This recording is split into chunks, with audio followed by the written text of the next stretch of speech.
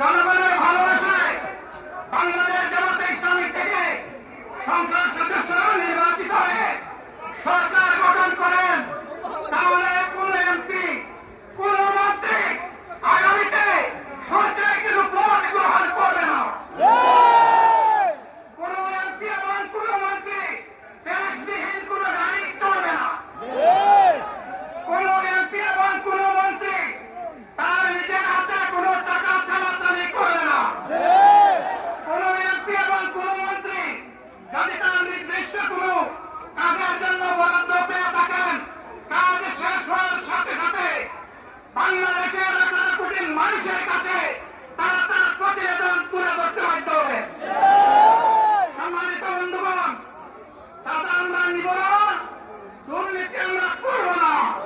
চাঁদা আমরা নিতে দেব না, দুর্নীতি আমরা সহ্য করবো না।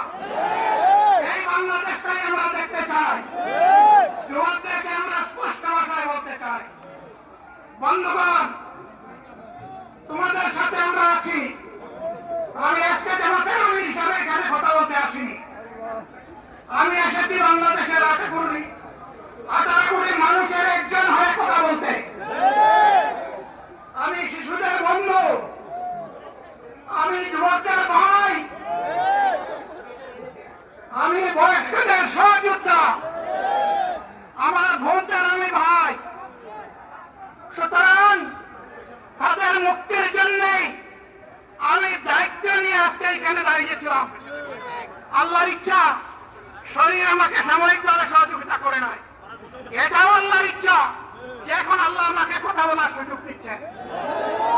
আমি বলতে চাই, বাংলাদেশের নির্দিষ্ট কোন শ্রেণীর মুক্তির জন্য আমাদের এই লড়াই নয়। রাস্তার একজন পরিচ্ছন্নতা কর্মী, চা বাগানের একজন শ্রমিক,